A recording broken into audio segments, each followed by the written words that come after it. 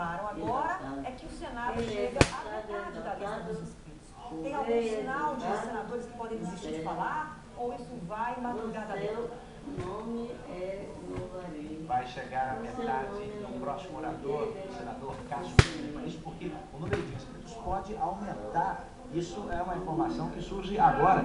Nós tivemos agora o senador de número 71 inscrito, que é o senador Raimundo Lira, o presidente da Comissão Especial do Impeachment, também decidiu se pronunciar, ou seja, teremos mais 15 minutos aí. Pode haver desistência? Sim. Esse é o grande pedido do senador Renan Calheiros, o presidente da Casa. Ele quer que os próximos que ainda não falaram, ou falem menos, ou abram mão de falar. E a todo momento, essa campanha soa justamente uma tentativa de encurtar falas. Agora, o clima daqui, Cristina, é bem diferente do que nós tivemos na Câmara, não? Parece outro planeta, né, Edu? Olha, a sessão aqui do Senado transcorreu em tranquilidade até o momento. O senador Renan Calheiros não teve dificuldade para conduzir a sessão. Não houve protestos, nem gritaria, nem palavras de ordem. Discursos duríssimos, mas dentro da norma do Senado.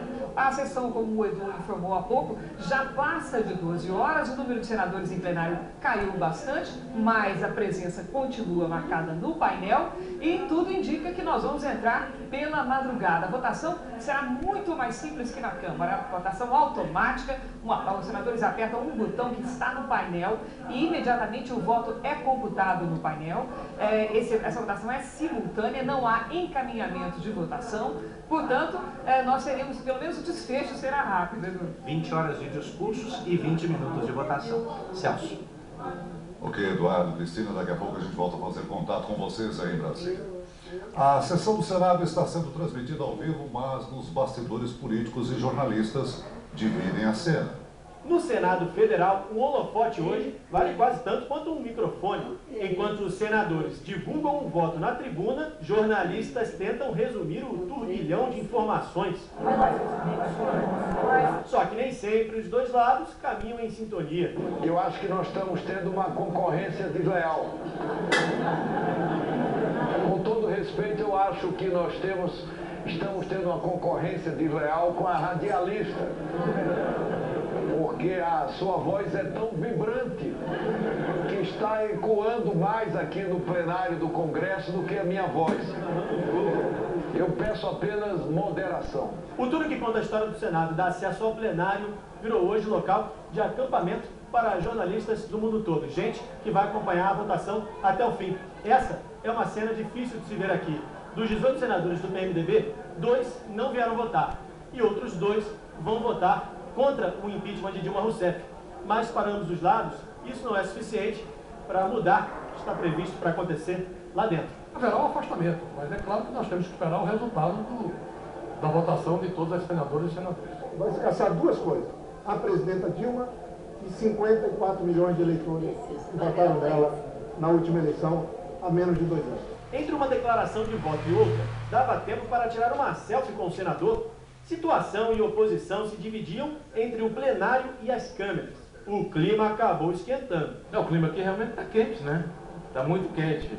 E o Senado, apesar de estar climatizado, né, lá dentro do plenário, mas a quentura está muito grande também. Ao contrário da votação na Câmara, os senadores optaram pela diplomacia. Vamos conduzir com imparcialidade, de uma forma suprapartidária, né?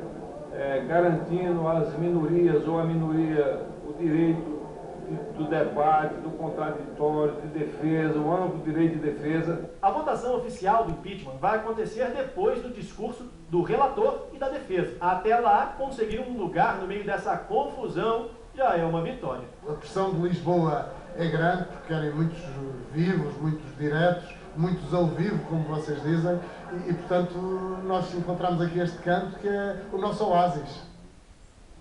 À espera da votação do impeachment, o dólar registrou queda de 0,6% e fechou a R$ 3,45. Depois de 5 pregões seguidos, o Banco Central voltou a interferir no câmbio.